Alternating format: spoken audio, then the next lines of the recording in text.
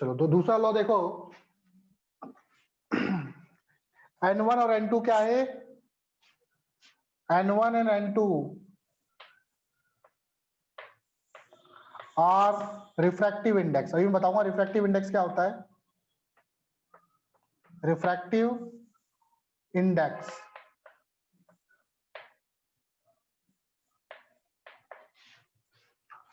तो दूसरा लॉ क्या बोलता है? इसे बोलते हैं स्नेल्स लॉ।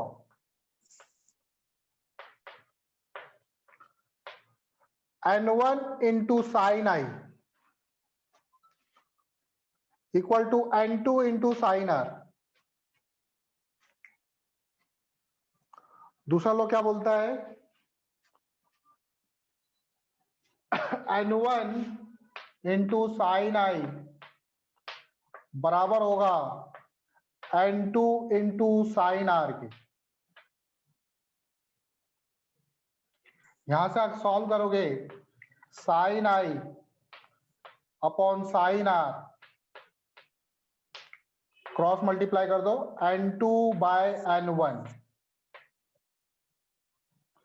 तो refractive index of 2 with respect to 1, तो इसको कैसे लिखेंगे? Refractive index of 2 with respect to 1, 2 with respect to 1, ठीक है, sine I upon sine are.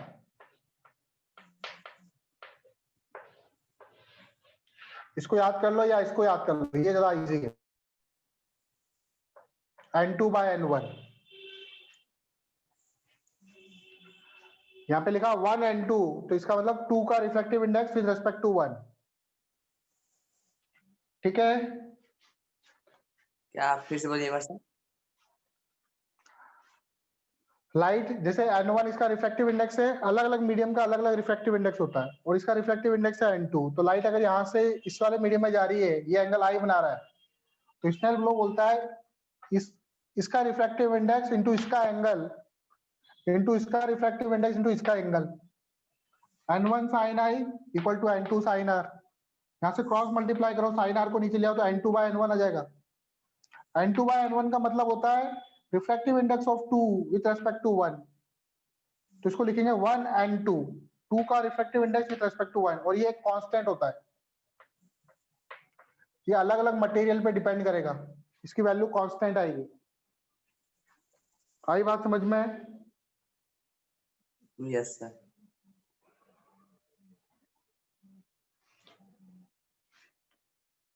ठीक, रब कर रहा हूं मैं इसको। Yes sir. अब रिफ्रैक्टिव इंडेक्स क्या होता है उसके बारे में देखते हैं हम लोग।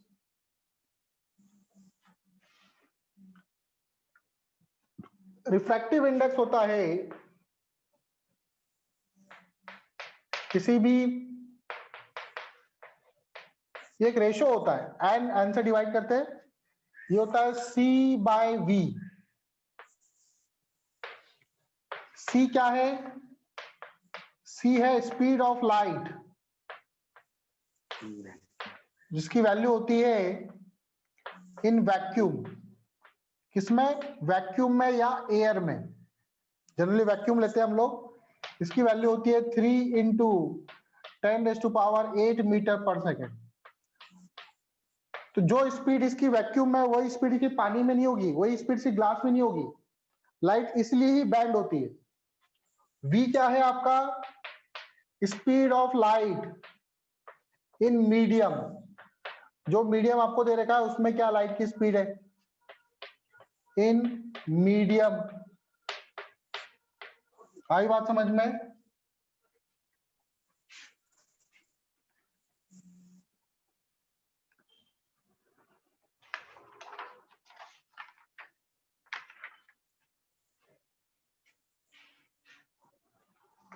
तो लाइट की स्पीड क्या होती है? मैक्सिमम स्पीड है। लाइट की मैक्सिमम स्पीड वैक्यूम में होती है, विच इज 3 इंटू 10⁸ मीटर पर सेकेंड। लेकिन जब लाइट एयर से या वैक्यूम से किसी ग्लास में जाती है, तो लाइट की स्पीड क्या हो जाती है? कम हो जाती है। तो जैसे ऊपर वैक्यूम है या एयर है, या वैक्यूम और स्लैश में एयर भी लिख देना, सेम होती है। एयर में भी लगभग सेम ही मानते हैं हम लोग। तो एयर से जब लाइट मान लो ग्लास में जा रही है तो इसकी स्पीड क्या हो जाती है, ग्लास में कम हो जाती है, जिसके कारण ये थोड़ी सी बैंड हो जाती है। तो रिफ्रैक्शन का जो कारण है वो क्या है, स्पीड में अंतर। तो अगला पॉइंट हम लोग यही पढ़ेंगे कि रिफ्रैक्शन क्यों होता है। इसको रब कर रहा हूं मैं, कॉज ऑफ रिफ्रैक्शन। रिफ्रैक्शन क्यों होता है,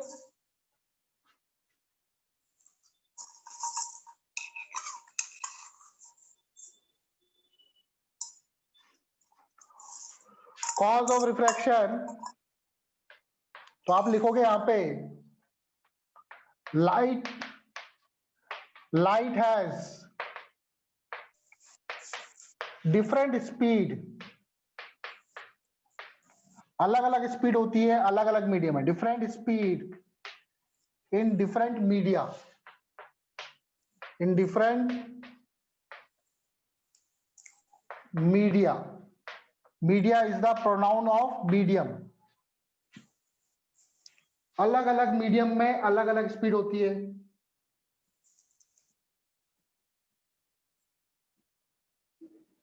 और रिफ्रैक्टिव इंडेक्स में बता ही चुका हूं। रिफ्रैक्टिव इंडेक्स क्या होता है, वापस लिख लो, इसको एन से डिनोट करते हैं, वैक्यूम डिवाइडेड बाय स्पीड। ये वैक्यूम में स्पीड है डिवाइडेड बाय मीडियम में स्पीड, तो वो उस मीडियम का रिफ्रैक्टिव इंडेक्स आ जाएगा। ये तो फिक्स है आपका, लेकिन ये मीडियम के हिसाब से डिपेंड करेगा, अलग अलग मीडियम में अलग अलग स्पीड होगी। आई बात समझ में? Yes sir. तो एयर के लिए रिफ्रैक्टिव इंडेक्स की वैल्यू ऑलमोस्ट 1.003 होती है।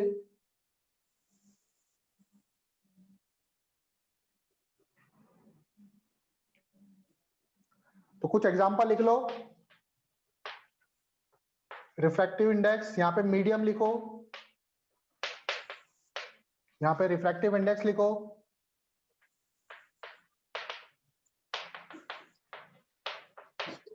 जैसे मैंने लिया एयर के लिए इसकी वैल्यू होती है अप्रोक्स 1.003 एन की वैल्यू, सॉरी 000 आएगा, एक जीरो और लगा दो। फिर उसके बाद ले लो आइस या वाटर ले लो। वाटर के लिए इसकी वैल्यू होती है 000, 1.000। वाटर के लिए इसकी Yes. वैल्यू होती है 1.33।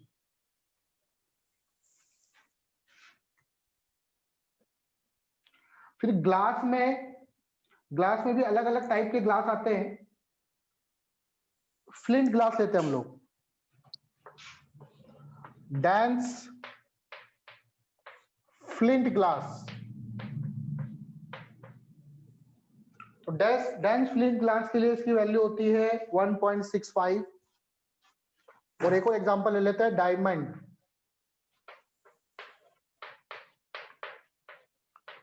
डायमंड के लिए इसकी वैल्यू होती है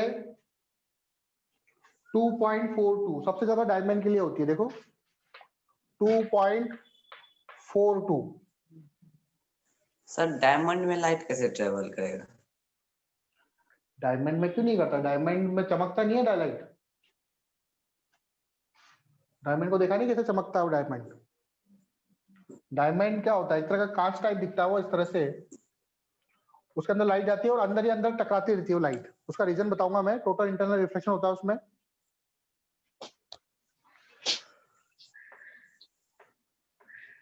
ठीक है, उसके अंदर क्या होती है, लाइट ऐसे बनता है डायमंड कुछ, तो इसके अंदर टकराती रहती है लाइट अंदर ही अंदर, उसके कारण बहुत चमकता है। नोट कर लिया ये?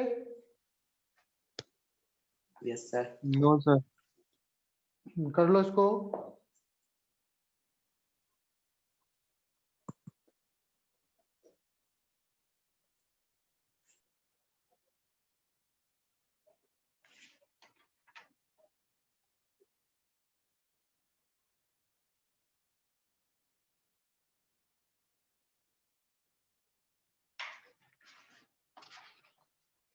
ठीक है, हो गया नाज?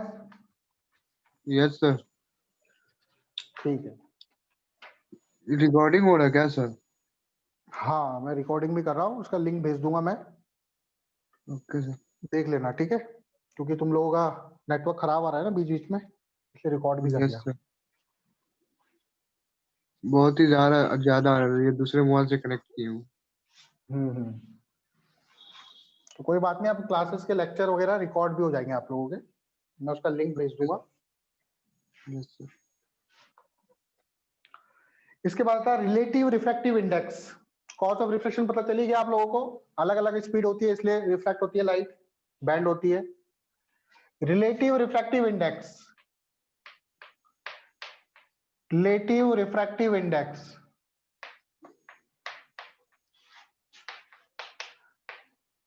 तो रिलेटिव का मतलब है किसी के रेस्पेक्ट में, किसी के रेस्पेक्ट में रिफ्रैक्टिव इंडेक्स क्या होगा।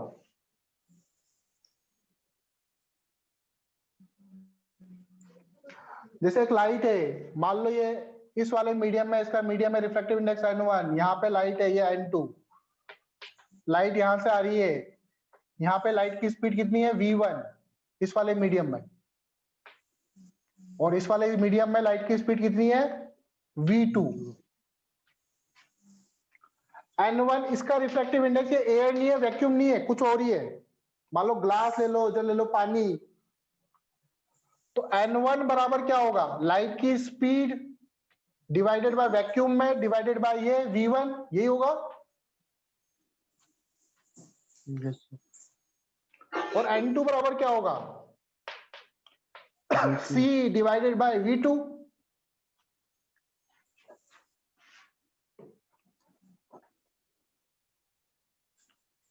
ठीक है, अब मैंने बोला कि refractive index of 2 with respect to 1 कितना होगा।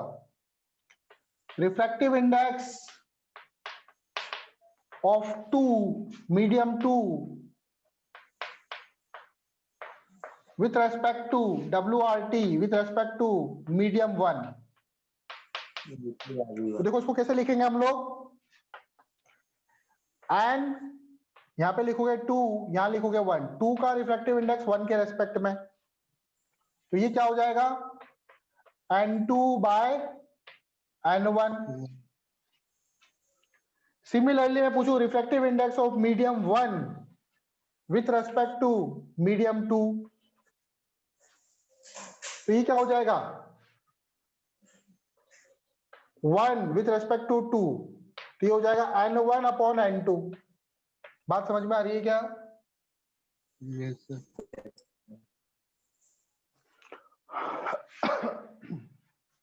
इसको रब कर दूं?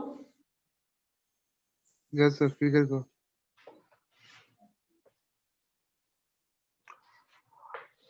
तो दोनों का अगर मैं मल्टीप्लाई कर दूं 1 and 2 इंटू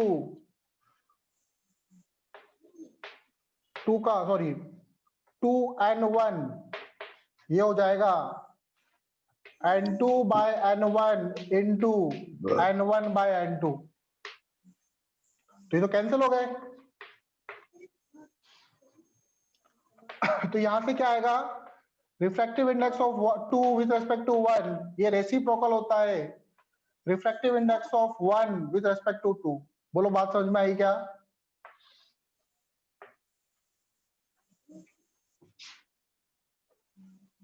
बोलो बात समझ में आई? Yes sir. जैसे मुझे ये जब कर रहा हूं मैं इधर वाला,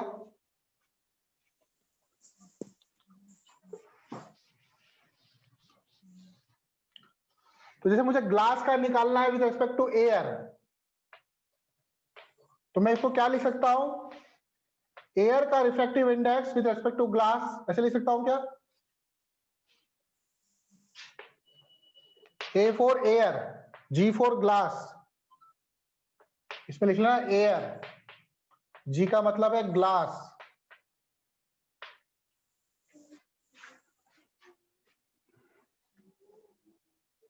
आया समझ में? Refractive index of glass with respect to air, ये डिवाइडेड बाय होगा refractive index of air with respect to glass का रेसिप्रोकल, ठीक है ना? तो अगर आपको दो मीडियम दे रखा है, एक के रेस्पेक्ट में दूसरे का पूछा है, तो दूसरे का पहले के रेस्पेक्ट में निकाल सकते हैं हम लोग।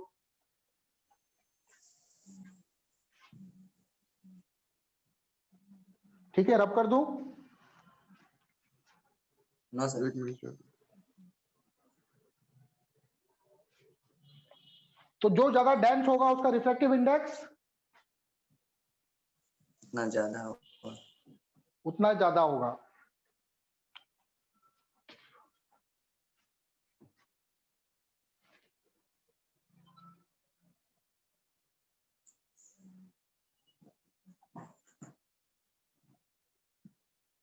हो गया सर। ठीक है। अब लाइट जब डेंसर से रेयर में जाती है तो अवे फ्रॉम द नॉर्मल, और रेयर से डेंसर में जाती है तो टुवर्ड्स द नॉर्मल। उसका explanation of bending of light.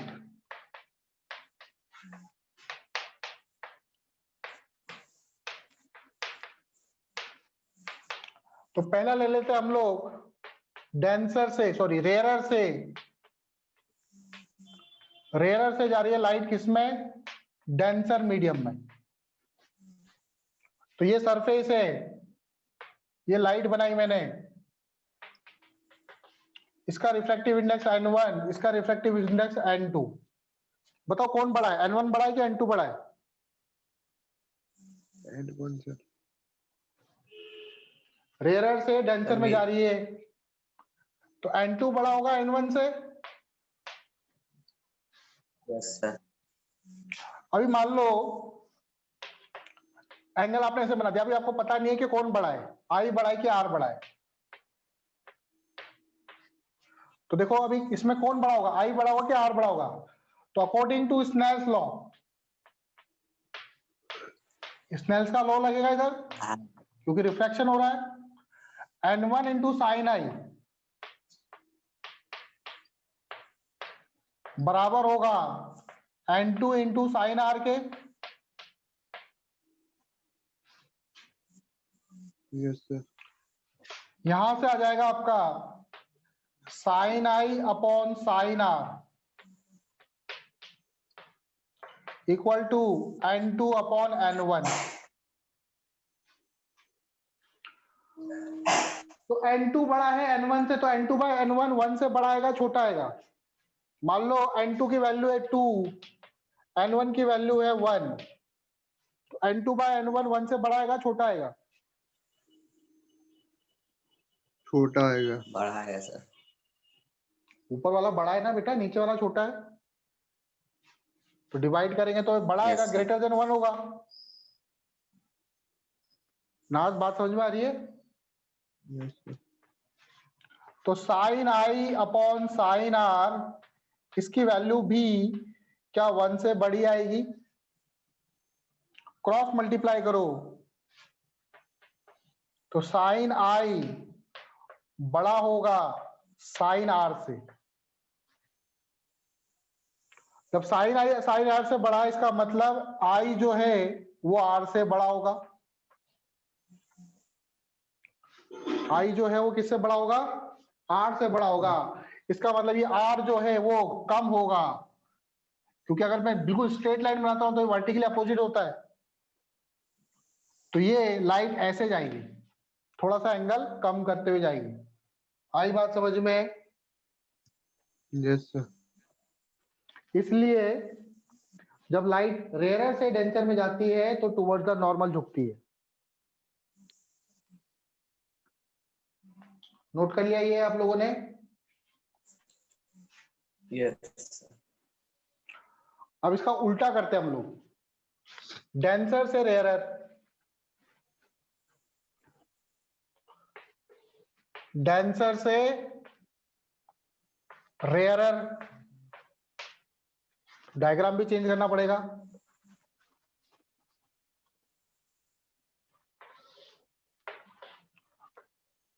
ये लाइट है, ये n1, ये n2, ये डेंसर है, ये रेयरर है। कौन बड़ा है, n1 बड़ा है n2 बड़ा है? एंड वन है।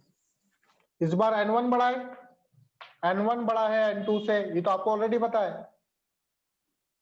अगेन स्नेल्स लॉ लगेगा, n1 sin r equal Yes, to sir. n2 sin r। मान लो रे सीधी जा रही है, अभी ऐसे ही मान लेते हैं हम लोग। तो n1 sin i equal to n2 sin r, again sin i upon sin r, ये क्या होगा n2 बाय n1। अब n2 बाय n1 की वैल्यू 1 से बड़ी आएगी छोटी आएगी? अब तो नीचे वाला बड़ा है ना, नीचे वाला बड़ा है, जैसे 1 डिवाइडेड बाय 2 कर दो, या 1 डिवाइडेड बाय 5 कर दो, या 2 डिवाइडेड बाय 5 कर दो, तो नीचे अगर बड़ा होता है तो उसकी वैल्यू 1 से कम होती है, Yes, sir. Yes, sir. उसकी वैल्यू 1 से कम होगी। तो इसका मतलब साइन आई साइन आर ये 1 से कम होगा, क्रॉस मल्टीप्लाई करो तो साइन आई लेस देन होगा साइन आर से। यहां से आपको मिलेगा कि जो आई होगा वो आर से कम होगा, तो आई आर से कम होगा मतलब आर बड़ा होगा। अगर सीधा होता है तो इक्वल होते हैं, तो ऐसे जाएगा ये लाइट, ये आर हो जाएगा। बोलो आया समझ में? Yes, sir. ठीक है ना, नोट कर लो इसको। तो कोई पूछे है कि क्यों होता है, explain why reflection is taking place, तो ये रीजन बता देना आप लोग। ठीक है, अगर 1 नंबर का पूछा है तो आप बोलना डिफरेंट मीडिया होता है इसलिए अलग अलग स्पीड होती है इसलिए रिफ्लेक्शन होता है। और फिर अगर 3-4 नंबर का पूछा है तो उसमें आपको ही पूरा एक्सप्लेन करना पड़ेगा। तो ये क्वेश्चन सर एग्जाम में डेफिनेट पूछेगा ना? डेफिनेटली तो कंफर्म नहीं बोल सकते कि पूछेगा नहीं पूछेगा, लेकिन पूछ लिया तो आपको ये पूरा लिखना पड़ेगा। Okay sir. ठीक है, यस सर। एक्चुअल में फिजिक्स जो है कंसेप्ट है पूरा, तो मैं आपको कंसेप्ट सिखा रहा हूँ, यस सर। कोई रट्टाफिकेशन नहीं है, सॉल्व करना है बस। ठीक है, रब कर दूं? Yes sir. अब मैं चाहता हूं कि लाइट एक मीडियम से दूसरे मीडियम में जाए लेकिन रिफ्रैक्शन नहीं हो, तो उसकी क्या कंडीशन हो सकती है?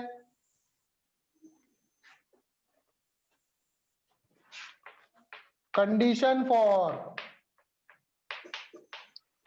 No refraction. Condition for no reflection. Refraction नहीं हो तो क्या कंडीशन होगी? तो पहला condition, light falls normally. Light falls normally. Normally का मतलब होता है जहां से नॉर्मल आ रहा है वहीं पर लाइट ऐसे आ रही है, इधर n1 है इधर n2 है, बताओ एंगल ऑफ इंसिडेंस कितना होगा? एंगल ऑफ इंसिडेंस कितना हो गया? नॉर्मल है सर। 0।